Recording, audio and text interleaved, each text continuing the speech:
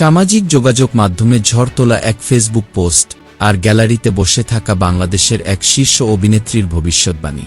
কি ঘটেছিল মেটলাইফ স্টেডিয়ামে সেই নাটকীয় রাতে? এটি কি কেবলই একটি ম্যাচ, নাকি এর পেছনে লুকিয়ে আছে কোনো কাকতালীয় সমীকরণ? নমস্কার এবং স্বাগত আপনাদের প্রিয় চ্যানেল কি নেট দুনিয়ার রহস্য গেয়ে।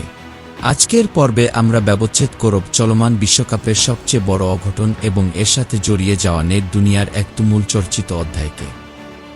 ঘটনার সূত্রপাত ম্যাচ শুরুর ঠিক আগ মুহূর্তে। সামাজিক যোগাযোগ মাধ্যমে জনপ্রিয় অভিনেত্রী মেহজাবিন চৌধুরী একটি পোস্ট করেন। মজার ছলে তিনি লেখেন, ব্রাজিলকে দু-একটা ফুটবলের টিপস দিতে এলাম। আমি কিন্তু আর্জেন্টিনা ঘি, ব্যাস এতটুকুই।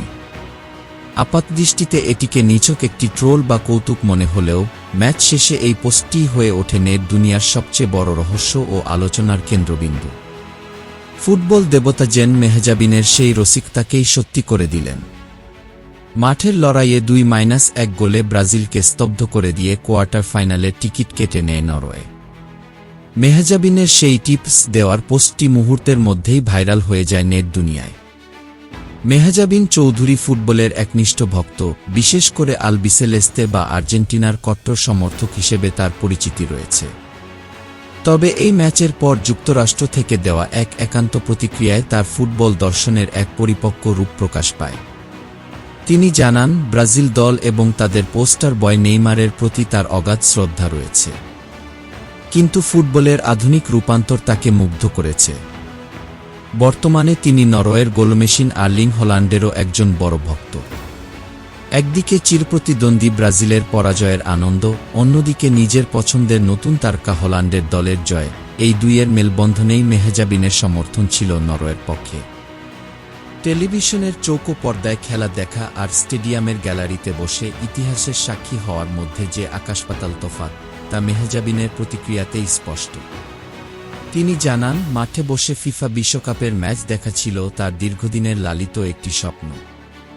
হাজার হাজার দর্শকের সমাগম, গ্যালারির গর্জন আর বিশ্বকাপের আসল আবহ তাকে যেভাবে মুগ্ধ করেছে তা সারা জীবন তার স্মৃতিতে অম্লান থাকবে। মেহজাবিনের ভাষায়, মাঠের এই অভিজ্ঞতা টেলিভিশনের চেয়ে কয়েকগুণ বেশি রোমাঞ্চকর এবং জীবন্ত। নিউ জার্সির এই মেটলাইফ স্টেডিয়ামের সাথে মেহজাবিনের এক অদ্ভুত সংযোগ তৈরি হয়েছে।